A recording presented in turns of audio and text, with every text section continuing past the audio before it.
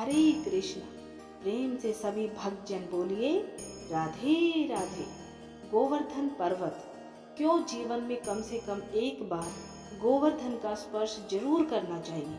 आज मैं आपको गोवर्धन की महिमा की एक ऐसी कथा सुनाऊंगी जो आपने पहले ना सुनी होगी। वह कथा स्वयं नारद जी ने सुनाई थी। क्यों गिरिराज जी का पत्थर लोग अपने घर में सहेज कर रखते हैं।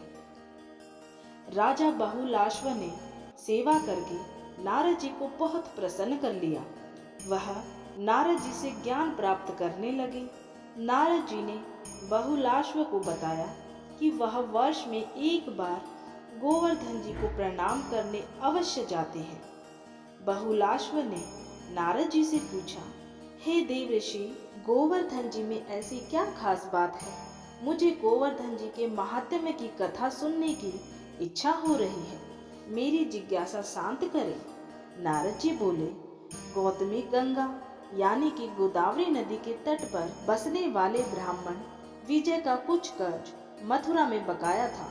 वही कर वसूलने वह मथुरा आया हुआ था। दिन में उसने वसूली की और शाम होने से पहले ही अपने रास्ते चल पड़ा। गोवर्धन जी गिरिराज जी तक पहुँचते पहुँचते अंधेरा होने लगा। चूंकि विजय के हाथ एक लाठी के सिवा कोई हथियार तो नहीं था, उसे चोरों का डर महसूस हुआ तो उसने गिरिराज जी के पास से एक गोल चिकना पत्थर उठाकर साथ रख लिया। डर भगाने के लिए वह हरे कृष्णा भजता जंगल के बीच से ब्रज मंडल को पार कर गया। पर थोड़ा ही आगे बढ़ा होगा कि उसने एक 3 पैरों वाले राक्षस को सामने खड़ा पाया। राक्षस का मुंह उसकी छाती पर था। एक बांस लंबी उसकी जीभ लपलपा रही थी और वह उसे निगलने को तैयार था। भूखा राक्षस विजय की ओर लपका। विजय जब गिरिराज जी के पास से गुजरा था तो उसने गिरिराज जी का एक गोल पत्थर उठा लिया था। गिरिराज जी के दर्शन को आने वाले सहज ही ऐसा करते हैं। विजय को कुछ न सूझा तो उसने अपनी रक्षा के लिए वही पत्थर राक्षस को दे मारा। विजय को यकीन था कि इतने विशाल राक्षस का इस छोटे से पत्थर से कुछ होने वाला तो नहीं है, इसलिए पत्थर चलाने के बाद उसने मारे डर और घबराहट में आंखें मूंद ली। विजय की आंखें खुली तो उसने देखा कि राक्षस का तो कहीं अता पता ही नहीं है। उसके सामने तो साक्षात भगवान श्री कृष्ण खड़े हैं। अचरज की बात की भगवान विजय की ओर हाथ जोड़े खड़े थे। जब तक विजय के मुंह से कुछ निकलता, उस वंशीधारी स्वरूप ने विजय से कहा, आप धन्य हैं जो मुझे इस राक्षस योनि से छुटकारा दिला दिया। विजय ने सोचा, यह क्या आश्चर्य है। वंशीधर मुझे कह रहे हैं कि मैंने उनका उद्धार कर दिया। यह कौन सी माया है। वह चकित होकर उसे देखने लगा तो उद्धार गति से गुजरे राक्षस ने बताना शुरू किया। उसने कहा, हे ब्राह्मण, इस पत्थर के मेरे शरीर को छू जाने भर से सिर्फ मेरा उद्धार ही नहीं हुआ, बल्कि मैंने श्री कृष्ण का सारूप्य प्राप्त कर लिया है। मैं उनके जैसा हो गया हूँ। यह सब आपके द्वारा मुझ पर चलाए गए इस पत्थर की महिमा है।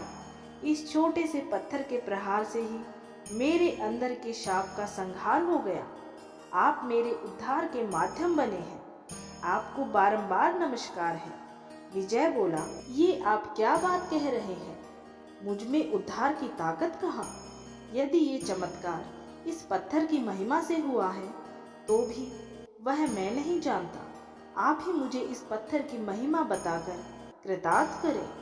ब्राह्मण विजय की बात पर वह कृष्ण जैसा दिखने वाला वंशीधारी बोला, गिरिराज जैसा तीर्थ ना पहले कभी हुआ है ना भविष्य में कभी होगा।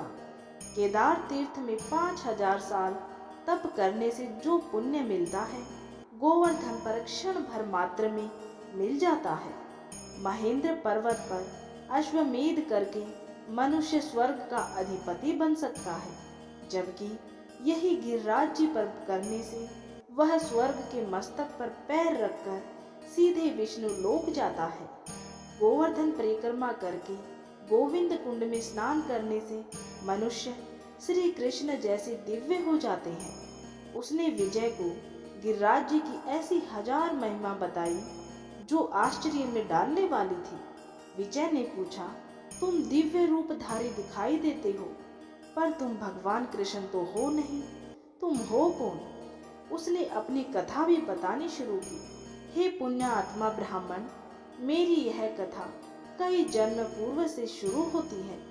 आपने मेरा उद्धार किया है, अतः मैं आपको अवश्य सुनाऊंगा। कई जन्म पूर्व मैं एक धनी वैश्य था।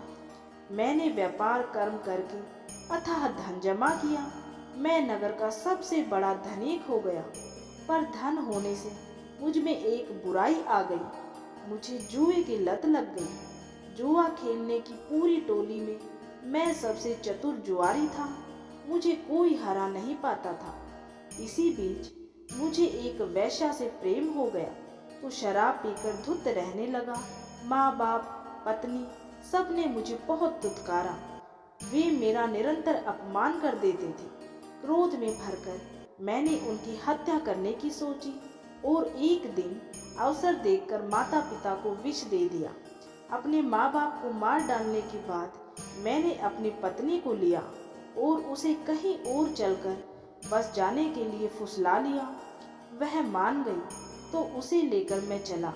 रास्ते में मैंने अपनी पत्नी की भी हत्या कर दी।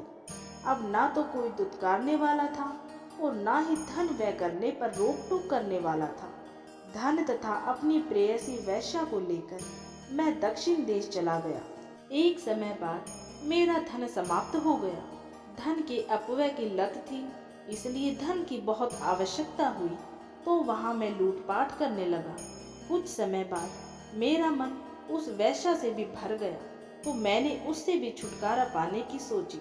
एक दिन उसे भी अंधे कुएं में ढकेल आया। उसके बाद मैं लूटपाट करता रहा। लूटपाट के लिए मैंने सैकड़ों हत्याएं की। एक दिन वन में एक सांप पर पैर पड़ गया। उसने मुझे डस लिया तो मेरी तुरंत ही मृत्यु हो गई। 84 लाख नरकों में मैंने एक साल यातना सही। फिर 10 बार सुअर बन के जन्मा। उसके बाद 100 साल तक ऊंट, शेर, भैंसा और 1000 साल सांप हुआ। फिर राक्षस हुआ। राक्षस बनने के बाद एक दिन एक व्यक्ति के शरीर में प्रवेश करके मैं ब्रज भूमि में घुस आया। वहां वृंदावन में यमुना तट पर भगवान श्री कृष्ण के पार्षद मुझे पहचान गए। उन्होंने मुझे पकड़कर खूब पीटा और इस क्षेत्र से दूर रहने को कहा। किसी तरह बचकर ब्रज क्षेत्र से बाहर आया, पर तब से आज तक बहुत दिनों से भूखा था। आज तुम्हें देखा तो लगा भूख शांत होगी। तुमको खाने ही जा रहा था कि इसी बीच तुमने मुझे गिरिराज जी के उस पत्थर से मारा। गिरिराज जी का कण कण पवित्र है। उस पत्थर के लगते ही साक्षात भगवान श्री कृष्ण की कृपा मुझ पर हुई और मेरा तत्काल उद्धार हो गया। वह अपनी कथा सुना ही रहा था कि तभी एक रथ गोलोक से धरती पर उतरा। ब्राह्मण विजय और सिद्ध दोनों ने उस रथ को नमस्कार किया।